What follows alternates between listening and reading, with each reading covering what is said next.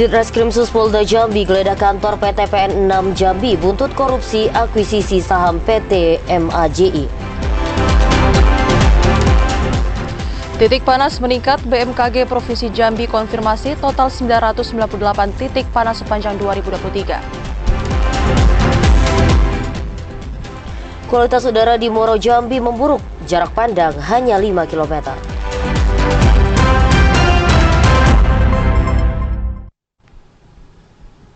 Assalamualaikum warahmatullahi wabarakatuh. Terima kasih saudara Anda masih setia menyaksikan Jambi hari ini, edisi Selasa 17 Oktober 2023. Selain 3 topik utama tadi, tim redaksi kami juga telah menyiapkan sejumlah informasi penting dan menarik lainnya untuk Anda. Bersama saya Chandrika Divani. Dan saya Cynthia Permana, inilah Jambi hari ini selengkapnya.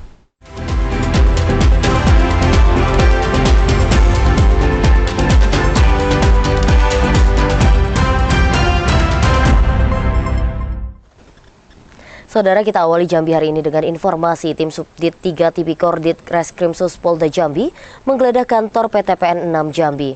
Polisi menggeledah sejumlah ruangan di PT PN6 untuk mendalami kasus korupsi. Tim Subdit 3 Tipikor Ditreskrimsus Polda Jambi Selasa siang mendatangi kantor PT PN6 Jambi. Tim langsung menggeledah ruang arsip di kantor perkebunan milik negara itu. Penggeledahan berjalan tertutup dan dijaga ketat oleh aparat kepolisian. Saat penggeledahan, tampak petugas membawa 2 kotak besar dan printer. Diduga penggeledahan itu dalam rangka melengkapi bukti jelang penetapan tersangka baru dalam kasus korupsi akuisisi PT MAJI oleh PT PN6 Jambi. Sebelumnya, polisi mengungkap tindak pidana korupsi di PT PN6 Jambi saat proses akuisisi saham PT MAJI. Kerugian negara pada kasus korupsi itu mencapai 72 miliar rupiah. Hingga saat ini, baru mantan Direktur PT PN6 Jambi, Sulaiman Iskandar, yang ditetapkan sebagai tersangka oleh tim penyidik. Adi Haryono, TVRI Jambi melaporkan. Saudara, karhutla kembali terjadi di Kecamatan Betara, Kabupaten Tanjung Jabung Barat. Kebakaran terjadi di lahan milik Pemkab Tanjab Barat yang berada di Desa Lubuk Terentang dengan luasan sekitar 1 hektar. Peristiwa terbakarnya lahan kosong yang terjadi di RT 01 Desa Lubuk Terentang, Kecamatan Betara membuat sebagian warga panik. Karena lokasi kebakaran berada tidak jauh dari pemukiman warga. Ketua RT 01 Fahrul Isnan mengatakan, informasi terjadinya kebakaran lahan kosong itu berasal dari Sekretaris Desa Lubuk Terentang, di mana saat melintas di lokasi api mulai membakar semak belukar yang berada di lahan dan dahulunya merupakan lapangan sepak bola warga sekitar. Asal api tadi kita dikasih tahu sama Pak Sekdes tadi lagi balik sholat. Nah, di mana kebakaran di lapangan? Itu aja, terus aku lari ke sini tuh memadamkan api di depan situ tadi. Api baru dapat dipadamkan setelah 1 jam. Tim Karhutla bersama warga sekitar datang ke lokasi kebakaran. Lokasi lahannya merupakan tanah mineral keras membuat api mudah dipadamkan. Didi Haryadi, TVRI Jambi melaporkan. Jumlah titik panas atau hotspot di Provinsi Jambi meningkat signifikan. Dalam 2 minggu terakhir, jumlah titik panas mencapai 998 yang tersebar di sejumlah daerah. BMKG Provinsi Jambi mencatat ada peningkatan yang signifikan pada titik panas atau hotspot. Pada Oktober 2023, titik panas di Provinsi Jambi meningkat mencapai 998 titik. Koordinator Informasi dan Data BMKG Provinsi Jambi, Anissa Fauzia mengatakan, peningkatan titik panas itu terjadi pada 3 hari terakhir yang mencapai 400 titik panas. Peningkatan itu disebabkan kurangnya intensitas hujan akibat fenomena El Nino atau kemarau panjang. Berkurangnya intensitas hujan di Provinsi Jambi membuat suhu udara semakin meningkat. Ini terdapat 998 titik panas gitu dengan sebaran terbanyak di wilayah Kabupaten Batanghari, kemudian Salolangun dan Merangin. Itu mengalami peningkatan signifikan Mbak untuk di bulan Oktober ini? Untuk 3 hari terakhir ini memang mengalami peningkatan yang cukup signifikan. Kabupaten Batanghari menjadi daerah terbanyak penyumbang titik panas, disusul Kabupaten Salolangun, Merangin, dan Tebo. Joko, TVRI Jambi melaporkan.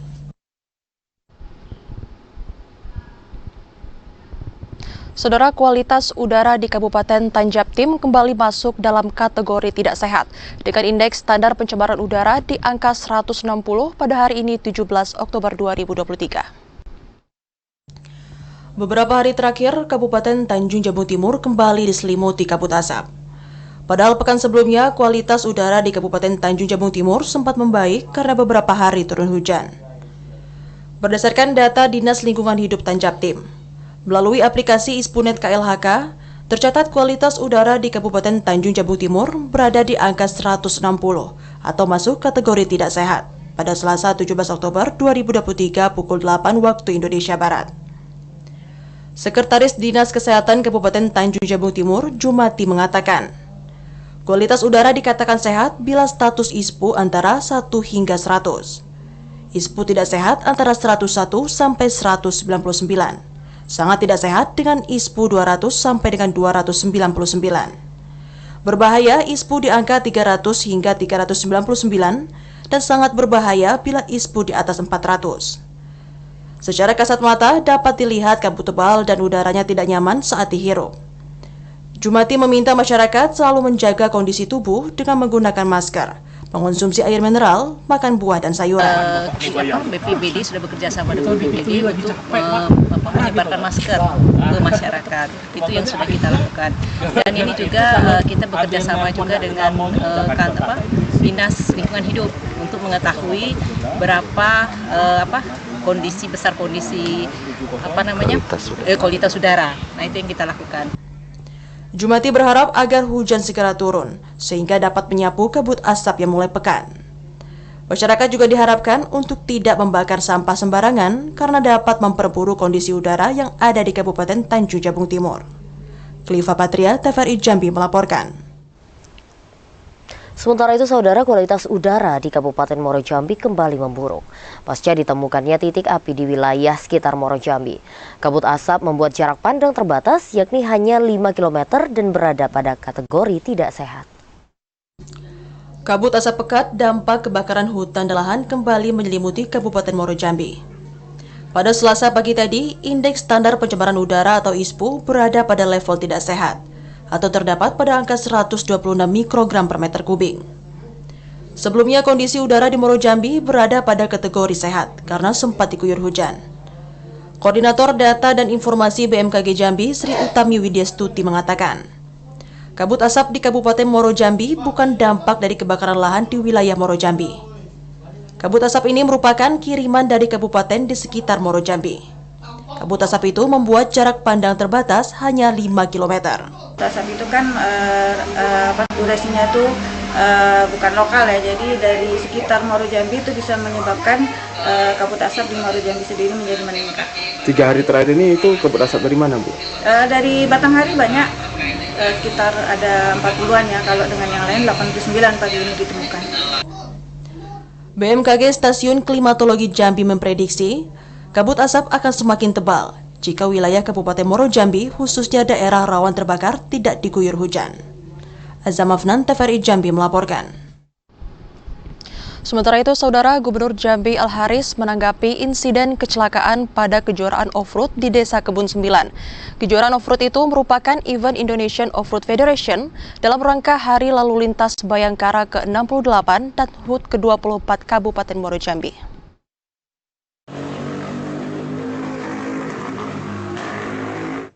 Gubernur Jambi Al-Haris angkat bicara terkait insiden kejuaraan mobil off-road di Desa Kebon 9, Kecamatan Sungai Gelam, Kabupaten Muaro Jambi, yang menyebabkan belasan penonton luka-luka pada Minggu 15 Oktober lalu. Al-Haris mengatakan dirinya telah bertanya kepada Dirlantas Polda Jambi dan menerima kronologis kejadian. Berdasarkan informasi yang didapat, Al-Haris memberikan gambaran bahwa panitia telah membatasi masyarakat untuk menonton dari jarak yang aman.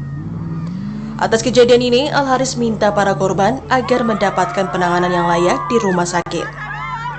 Pemerintah Provinsi Jambi akan terus memantau perkembangan yang terjadi dan siap membantu dalam pemulihan agar mengurangi efek traumatis bagi korban maupun keluarga. Al-Haris menegaskan, kejuaraan off-road itu merupakan event yang diadakan Indonesian Off-Road Federation dalam rangka Hari Lalu Lintas Bayangkara ke-68 dan HUT ke-24 Kabupaten Muaro Jambi. Tentu kita akan simpati lah ya, kita akan lihat korban, kita akan nanti mungkin juga ada yang lain yang kita bantu ke keluarganya. Tentu kita berharap proses ini cepat selesai yang sakit bisa terobati semuanya, dan keluarga juga bisa merasakan tidak ada traumatis bagi mereka. Dalam rangka pertama hari lalu lintas Bayangkara ke-68 dengan HUT Muaro Jambi ke-24. Berdasarkan data sementara, insiden kejuaraan off-road yang sebelumnya dibuka Gubernur Al-Haris bersama Kapolda Jambi Irjen Pol Rusdi Hartono pada Sabtu 14 Oktober lalu menyebabkan 18 korban luka-luka. 9 orang diantaranya harus mendapatkan perawatan intensif di rumah sakit. Randy Arta, TVRI Jambi melaporkan. Saudara, polisi akan memeriksa penyelenggara lomba off-road IOF Expo Jambi. Pemeriksaan itu dilakukan untuk menindaklanjuti insiden mobil off-road yang menabrak belasan penonton. Korban insiden mobil off-road hingga kini masih menjalani perawatan di rumah sakit di Kota Jambi. Dari 14 korban, 6 korban diantaranya hanya menjalani rawat jalan, sedangkan 7 korban lainnya masih menjalani perawatan. Saat ini polisi masih menyelidiki penyebab mobil off-roader asal Sumatera Selatan itu yang hilang kendali dan menabrak penonton. Polisi juga akan memintai keterangan para penyelenggara perlombaan dan berakhir dengan insiden tersebut. Jadi sampai saat ini itu jumlah korban ada 14. Jadi 7 itu dirawat di Rumah Sakit Siloam, kemudian 1 di Rumah Sakit DKT Gerakanata, dan 6 rawat jalan. Pihak penyelenggara mengaku akan bertanggung jawab dan berjanji akan membantu seluruh biaya perawatan para korban. Asyar, TVRI Jambi melaporkan. Saudara, usai jeda kami masih kembali dengan sejumlah informasi penting dan menarik lainnya. Di antaranya terdapat caleg ganda internal dan eksternal. KPU Sarolangun minta parpol klarifikasi. Informasinya usai jeda.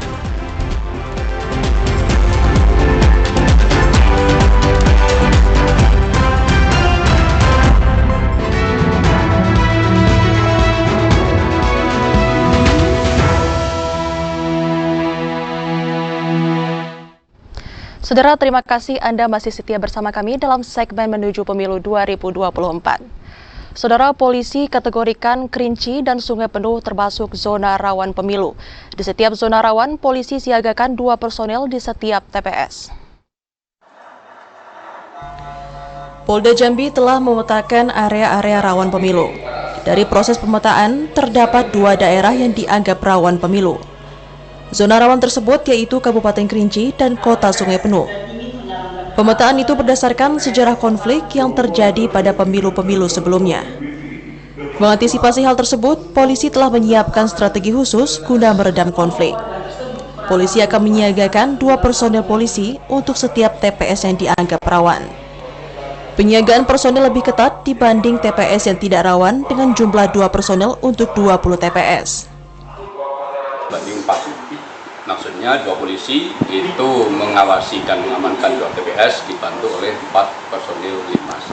Kemudian yang sangat rawan itu bandingannya 2 banding 1 dibanding 2. Maksudnya 2 polisi itu mengamankan 1 TPS dibantu oleh 2 Linmas. Nah, jadi itu klasifikasi dari kerawanan dari tiap-tiap TPS yang ada.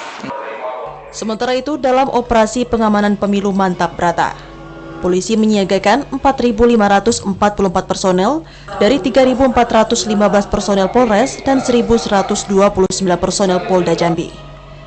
Operasi Mantap Brata 2023 dan 2024 akan berlangsung kurang lebih 222 hari.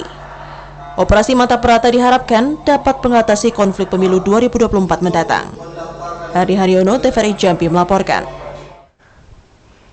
KPU Sarolangun menemukan caleg ganda internal dan eksternal. Partai politik telah diminta melakukan klarifikasi atas temuan tersebut.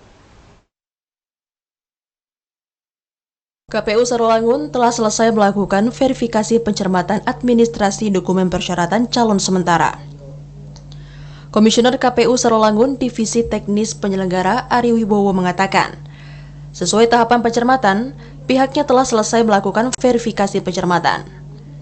Dari hasil verifikasi, pihaknya menemukan 2 calon legislatif dari Partai PKB dan Partai PD Perjuangan, serta Partai Perindo dan Partai PPP, masuk dalam data ganda eksternal.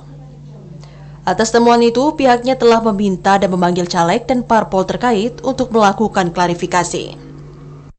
Proses pencermatan ini kita menemukan kegandaan itu ada 3, ganda eksternal 2, ganda internal itu 1. Ganda internal ini terkait ada kesalahan upload nick.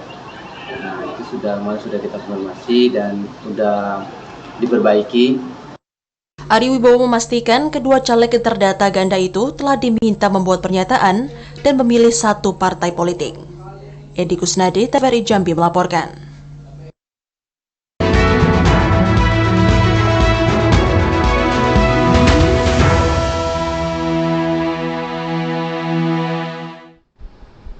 Kita ke sorotan lainnya, Saudara. Harga beras di PTM Muara Bungo masih tinggi. Meski pasokan mulai lancar, harga beras terendah saat ini mencapai Rp15.000 per kilogram. Harga beras di PTM Muara Bungo saat ini masih tinggi. Kenaikan harga beras sejak beberapa pekan terakhir justru terjadi saat pasokan beras mulai lancar. Salah seorang pedagang beras di PTM Muara Bungo, Dodi, mengatakan, kenaikan harga beras terjadi di tingkat distributor karena sebagian besar beras yang dijual di pasaran dipasok dari daerah luar Kabupaten Bungo. Harga beras terendah di PTM Muara Bungo saat ini mencapai Rp15.000 per kilogram. Dari harga sebelumnya hanya Rp12.000 per kilogramnya. Harga beras tertinggi saat ini di harga Rp17 hingga Rp18.000 per kilogram. Sementara harga beras kualitas bagus di harga Rp18.000 per kilogram, dari harga sebelumnya hanya Rp14.500 per kilogram. Oh, 130. Ya. Kalau untuk sekarang kan? Sekarang kok 150 kan bertahan kayaknya, Bang. Oh, kalau bertahan. Nggak bakal naik lagi kayaknya. Bakal naik lagi ya. Berarti yang 150 ini kan untuk yang paling bawah. Paling bawah ya. Ya. Kalau yang kualitas atas? Yang paling tinggi, Bang, anak Daro 165. 165. Ya. Sokan 170. Itu yang kualitas paling atas nah. Ya. Itu yang isi karung 10 kilo. 10 kilo ya. Pedagang beras berharap Pemkab Bungo dapat mengawasi distribusi beras hingga ke tingkat pedagang sehingga harga beras kembali normal. Mukriandi, TVRI Jambi melaporkan. Harga beras petani lokal Kabupaten Tanjung Jabung Timur mengalami kenaikan sejak 2 pekan terakhir. Kenaikan dipicu oleh meningkatnya biaya produksi dan distribusi. Kenaikan harga beras saat ini terjadi pada semua jenis dan merek, termasuk beras lokal yang dijual di Kabupaten Tanjung Jabung Timur. Kenaikan harga beras lokal berkisar antara Rp700 hingga Rp1.000 per kilogram. Kepala Dinas Ketahanan Pangan Kabupaten Tanjung Jabung Timur, Fajar Alamsyah mengatakan, beras asli Kabupaten Tanjung Jabung Timur telah memiliki brand bernama Beras Cap Buah Nibung. Beras ini telah memiliki administrasi dan legal. Mulanya harga beras petani lokal mencapai Rp11.900 dan naik menjadi Rp12.600 per kilogram. Kenaikan ini telah terjadi sejak 2 pekan lalu di pasaran. Biaya produksi dan distribusi menjadi faktor yang mempengaruhi kenaikan harga beras lokal. Sehingga pihak BUMDes selaku pemilik merek dagang harus bersaing dengan beras premium dan medium di pasaran. Faktor lain pemicu kenaikan karena naiknya harga gabah kering dan belum terpenuhinya penyertaan modal oleh pemerintah. Selain itu, beras lokal Kabupaten Tanjung Jabung Timur juga banyak diburu dari luar daerah. Karena 4 kecamatan di Kabupaten Tanjung Jabung Timur dijadikan lumbung pangan oleh pemerintah Provinsi Jambi. Lahir mereka beli di harga Rp12.600, sebelumnya Rp11.900. Artinya ada kenaikan harga sebanyak Rp700. Baru ini, baru mulai naik ini. Dalam hitungan 2 minggu langsung harganya naik. Ikut merangkak naik. Karena yang beras lokal ini, beras lokal kita juga banyak dibeli sama pihak luar juga. Imbas kenaikan harga beras saat ini ikut berdampak bagi perekonomian semua masyarakat. Produksi beras lokal diharapkan dapat meningkat dan mampu bersaing dengan beras premium dengan harga lebih murah. Kliva Patria, TVRI Jambi melaporkan. Saudara, ketersediaan beras di Perum Bulog cabang Kerinci mencapai 1.350 ton. Pasokan beras itu diperuntukkan untuk program stabilisasi pasokan dan harga pangan. Perum Bulog cabang Kerinci memastikan ketersediaan beras di Kabupaten Kerinci dan Kota Sungai Penuh mencukupi dan aman selama 3 bulan ke depan. Kepala Kantor Bulog cabang Kerinci, Romi Victor Rose mengatakan, pasokan beras di gudang Bulog cabang Kerinci saat ini mencapai 890 ton. Meski mencukupi, namun pihaknya telah melakukan penambahan pasokan dengan mendatangkan 450 ton beras. Pasokan beras yang ada diperuntukkan pada program stabilisasi pasokan dan harga pangan atau SPHP yang digencarkan pemerintah untuk menekan harga komoditas beras di pasaran. Stok kita beras CPP ada sebanyak 890 ton. Nah, ini akan masuk lagi kiriman 450 ton lagi. Jadi perkiraan itu sekitar 1.200-an ton jumlah beras nanti. Romi Victorose menambahkan, beras di Perumbulok cabang Kerinci dijual dengan harga tertinggi di angka Rp10.250 hingga Rp11.500 per kilogram. Ilwan TVRI Jambi melaporkan. Pemirsa, tetaplah bersama Jambi hari ini karena kami masih akan kembali dengan sejumlah informasi penting dalam segmen Advertorial. Di antaranya Gubernur Jambi Al-Haris resmi kukuhkan Putu Triatno sebagai Kepala Perwakilan BKKBN Provinsi Jambi.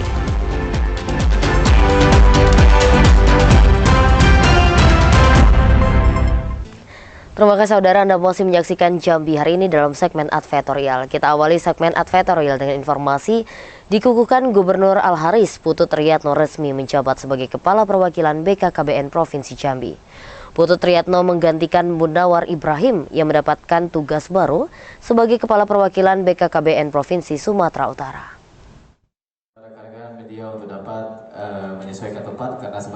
Gubernur Jambi Al-Haris resmi mengukuhkan Putu Triatno sebagai Kepala Perwakilan Badan Kependudukan dan Keluarga Berencana Nasional BKKBN Provinsi Jambi menggantikan Munawar Ibrahim.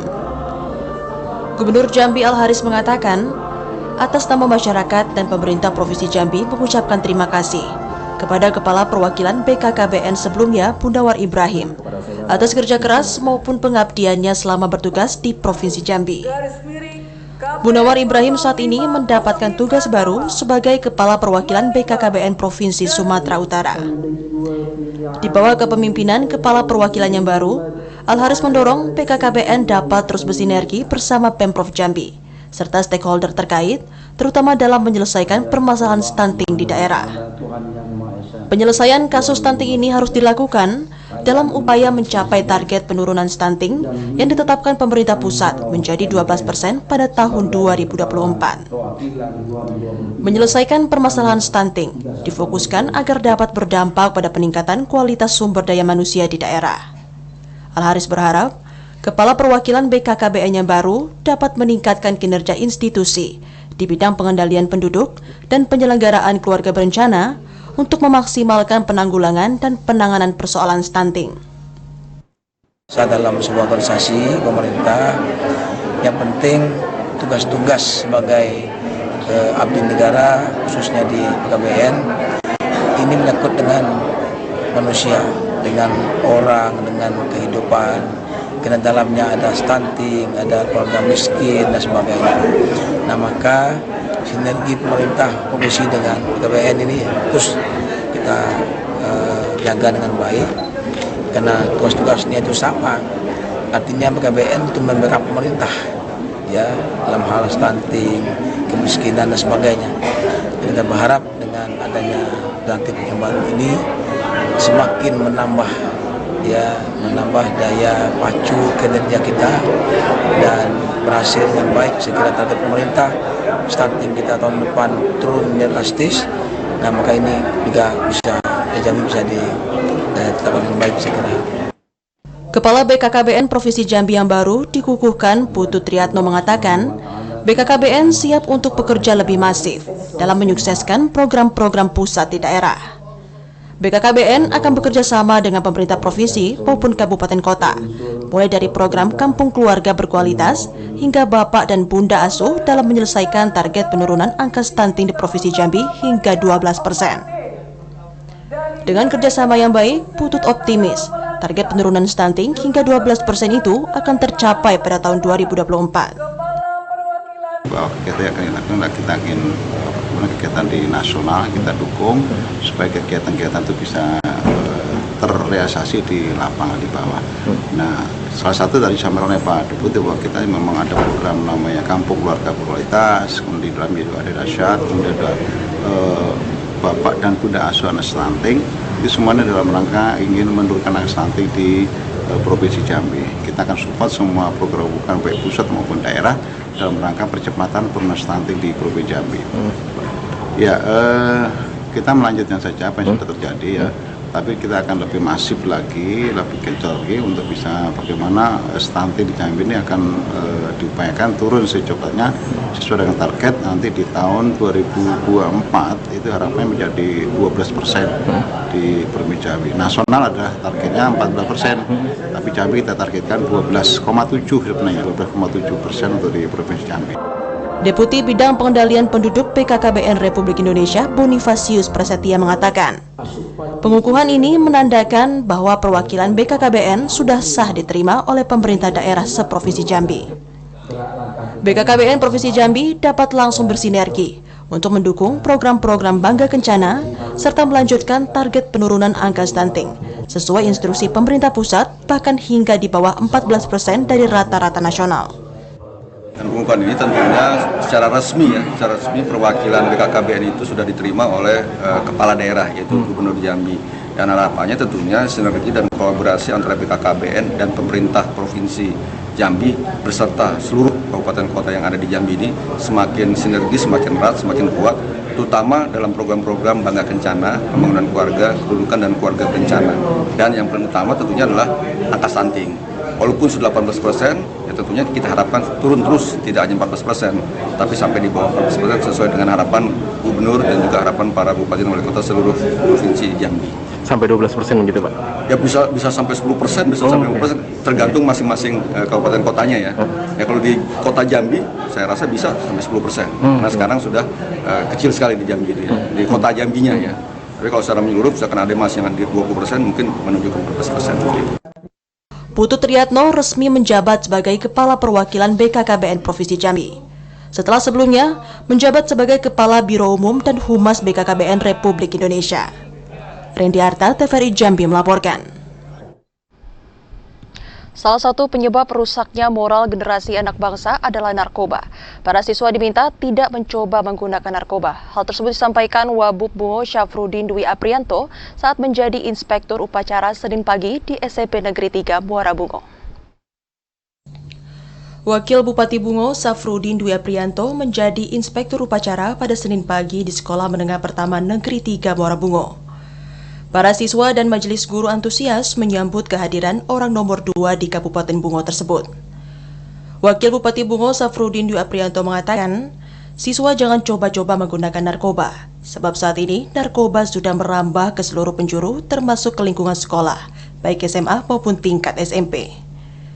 Saat ini peredaran narkoba sangat mudah dilakukan dengan berbagai macam cara. Barang haram tersebut bisa meracuni generasi muda Bungo demi keuntungan kelompok pengedar. Jika ada peredaran narkoba jenis apapun, segera melapor kepada guru maupun pihak terkait, agar bisa ditekan dan dihentikan distribusi serta peredarannya. Di sekolah, siswa tidak hanya menuntut ilmu, tetapi juga membekali diri dengan moral yang dilandasi iman dan takwa. Pemerintah Kabupaten Bungo berharap ada kecerdasan spiritual, karena untuk mempersiapkan generasi ke depan dengan mempunyai akhlak yang baik perlu perjuangan bersama. Upacara hari Senin menyampaikan pesan-pesan penting kepada seluruh siswa. Nah, ke depan kami juga akan melibatkan seluruh camat di Kabupaten Bungo untuk turun ke sekolah-sekolah baik SMP, SMA sederajat. Dan juga kami sudah kerjasama dengan Konak. Mereka juga melibatkan kepala kantor urusan agama di 17 kecamatan untuk turun ke madrasah sanawiyah, ke madrasah aliyah, ke pondok pesantren. Wakil Bupati Syafruddin Dwi Aprianto juga memotivasi para pelajar untuk terus rajin belajar dan mengisi waktu luang dengan hal yang positif. Di akhir kegiatan, Wabub mengapresiasi pihak sekolah dengan memberikan piagam penghargaan telah ikut berpartisipasi dalam mengedukasi siswa dari bahaya narkoba. Bukriandi, TVRI Jambi melaporkan. PJ Bupati Merangin Mukti Said gencar membenahi kinerja ASN di lingkup pemerintah Kabupaten Sarolangun. Upaya itu ditandai dengan sidak ke kantor Disdikbud Merangin dan didapati banyak abdi negara yang tak hadir. Untuk kesekian kalinya, penjabat Bupati Merangin Mukti Said melakukan inspeksi mendadak ke kantor-kantor OPD. Sidak kali ini menyasar ke kantor Dinas Pendidikan dan Kebudayaan Kabupaten Merangin. Saat tiba di kantor, Mukti Said terkejut karena kondisi kantor masih sepi saat jam kerja. Dari hasil sidak diketahui hanya 25 pegawai yang hadir dari sekitar 60 jumlah pegawai di Disdikbud Merangin. Pegawai yang hadir sebagian besar merupakan tenaga kontrak. Mukti Said kecewa atas kinerja pegawai di Disdikbud Merangin. Menyikapi hal itu, Mukti Said akan memanggil ASN yang indisiplin itu. Jika terbukti melakukan pelanggaran, maka akan segera dilakukan pembinaan, teguran, penundaan gaji berkala, hingga penurunan pangkat.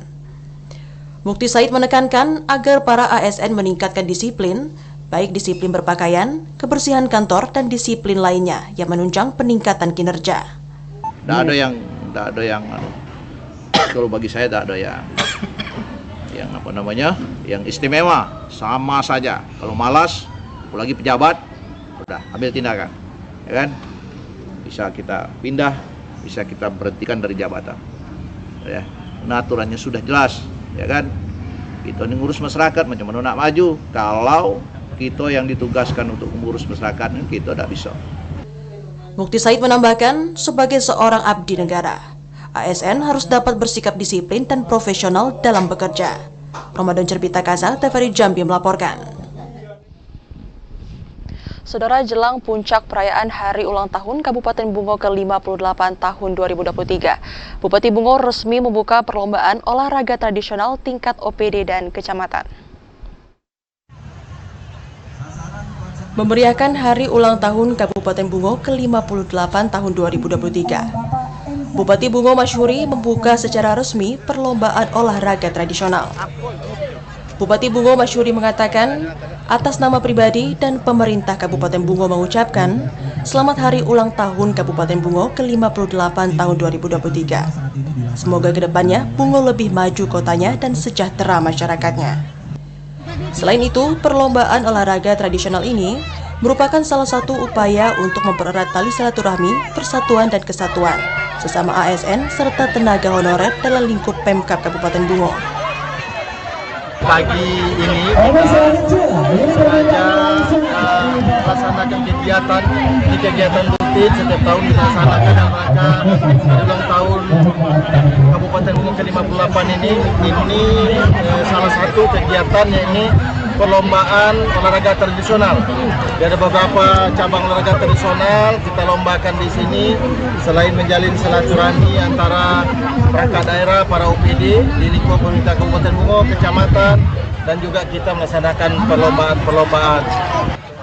Bupati Bungo mengawali perlombaan tradisional dengan mengikuti olahraga tarik tambang bersama unsur Forkopimda dengan melawan tim OPD.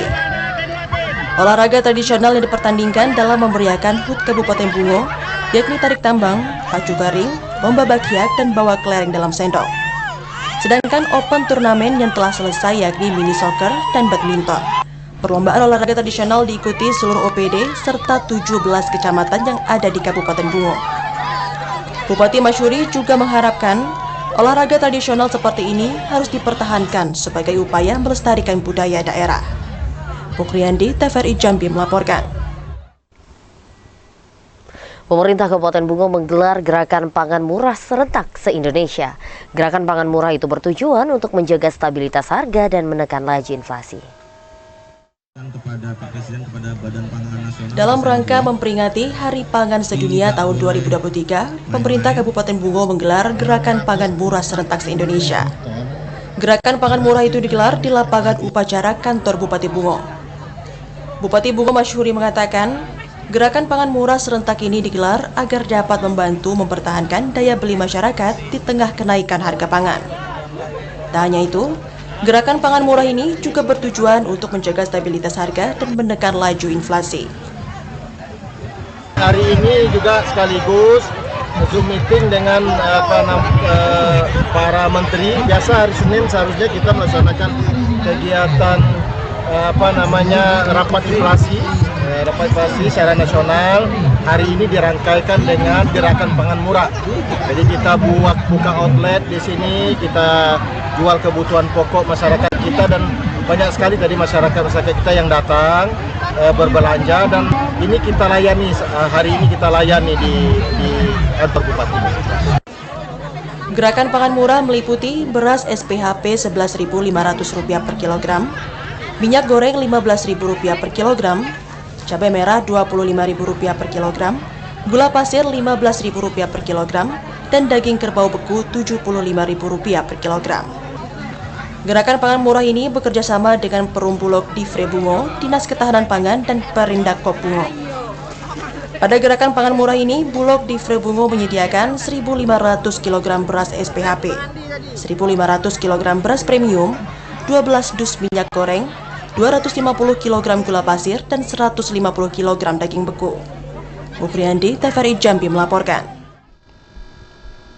Penjabat Bupati Muaro Jambi, Bahyuni Deliansyah, menjenguk para korban off-road yang tengah menjalani perawatan di rumah sakit. Tak hanya itu, Bahyuni Deliansyah juga memberikan bantuan kepada para korban.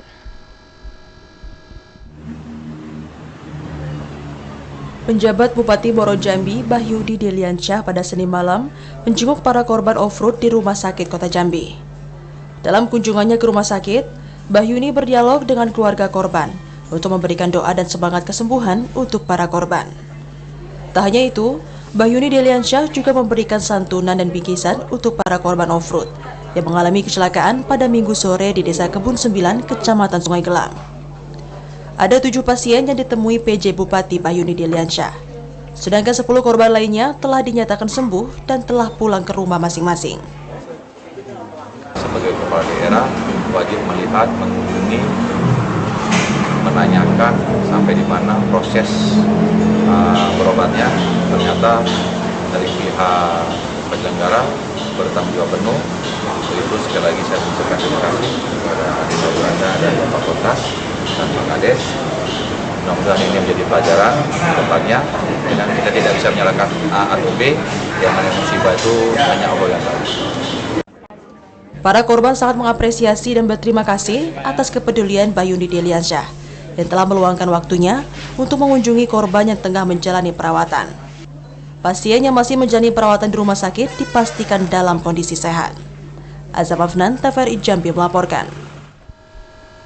Meski terkendala, proses pembangunan jalan tol Bayung Lencir Tempino sudah mencapai 12%. Informasi selengkapnya akan kami hadirkan usai jeda sesaat lagi.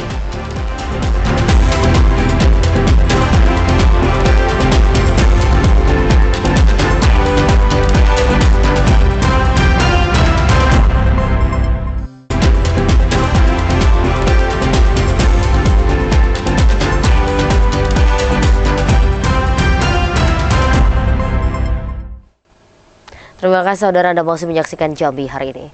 Pembangunan infrastruktur Jalan Tol Bayung Lencir Tempino Jambi sesi 3 terus dikebut.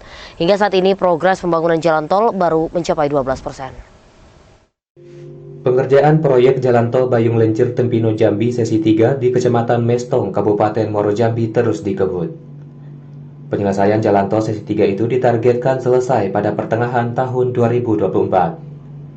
Hingga saat ini, progres pembangunan Jalan Tol Betung Jambi sesi 3 baru mencapai 12%. Proyek tol sepanjang 15,4 km ini menjadi prioritas meski terdapat beberapa kendala.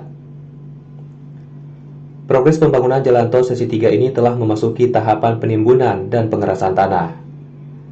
Rekanan juga tengah mengerjakan pemasangan konstruksi tiang pancang jalan tol dengan bantuan alat berat. Kepala Satuan Kerja Pembangunan Jalan Bebas Hambatan Provinsi Jambi, Beni Kristiawan, menyampaikan kondisi karakteristik tanah yang lunak menjadi salah satu kendala yang dihadapi pihaknya. Pembangunan jalan tol saat ini sudah berjalan kira-kira 3 bulanan lah. Diharapkan nanti bisa kita kejar untuk selesai di pertengahan tahun depan. Untuk progresnya sendiri saat ini kontraktor sudah running berjalan di lapangan lah untuk mengejar progres itu. Di sisi lain, saat ini pembangunan Jalan Tol Bayung Lencir Tempino Jambi sesi 3 masih membutuhkan tambahan lahan seluas 6,5 hektar. Joko, TVRI Jambi, melaporkan. Selanjutnya, saudara, pasca ditutupnya pendaftaran seleksi P3K, terdapat 2.626 pelamar P3K. Dari jumlah itu, formasi guru belum memenuhi kuota, yakni hanya 1.156. Berdasarkan data BKPSDM Tanjung Jabung Barat, formasi guru belum memenuhi kuota pada seleksi penerimaan P3K. Pada penerimaan P3K tahun 2023, Pemkab Tanjung Jabung Barat membuka 1.165 formasi untuk tenaga guru. Namun dari jumlah kuota itu, hanya 1.156 pelamar yang memasukkan berkas pada seleksi pendaftaran. Kabid Pengadaan Status dan Informasi Kepegawaian Siti Rahmah Husin mengatakan, hingga akhir penutupan pendaftaran P3K pada 11 Oktober pukul 23.59 waktu Indonesia Barat, meski jumlah pelamar banyak, namun untuk formasi guru belum memenuhi kuota. Jumlah pelamar P3K di Kabupaten Tanjab Barat berjumlah 2.626 formasi, terdiri dari formasi tenaga guru 1.156, tenaga teknis 523, dan tenaga kesehatan 947 kuota. Jadi dari penerimaan atau pendaftaran P3K untuk Kabupaten Tanjung Jabung Barat tahun 2023 ditutup malam tadi jam 12.00 dan penerimaan dan pendaftaran itu dibuka sampai 23.59, jadi 00 sudah tutup. Terdaftarlah jumlah pendaftar itu sebanyak 2.626. Terkait kekurangan kuota formasi P3K khusus guru, Kabid GTK Dinas Pendidikan dan Kebudayaan Eva Lidarti mengatakan, sesuai data Dapodik, jumlah guru non-ASN mencapai 1.547 orang. Jumlah itu terdiri dari 1.322 guru non-ASN mengajar di sekolah negeri dan 225 guru non-ASN mengajar di sekolah swasta. Kurangnya pelamar P3K tenaga guru itu dikarenakan ada beberapa persyaratan yang tidak dapat dipenuhi pelamar, seperti belum lama mengabdi menjadi guru selama 3 tahun, serta ijazah belum diverval atau tidak terdaftar di Dikti. Yang mendaftar ini semuanya harus terdaftar di Dapodik. Nah, mungkin tidak terpenuhi salah satu kuota untuk P3K guru karena mereka banyak yang tidak terdaftar di Dapodik atau ijazah mereka belum diverval atau tidak memenuhi syarat. Hingga saat ini pihak BKPSDM Tanjabar tengah memverifikasi berkas pelamar P3K. Pengumuman seleksi administrasi akan diumumkan pada 15 hingga 18 Oktober mendatang. Didi Haryadi, TVRI Jambi melaporkan. Saudara, informasi tadi sekaligus mengakhiri jumpa kita di Jambi hari ini. Terima kasih atas perhatian dan kebersamaan Anda. Saya Cynthia Permana. Dan saya Chandrika Divani bersama kerabat kerja yang bertugas pamit undur diri. Wassalamualaikum warahmatullahi wabarakatuh dan sampai jumpa.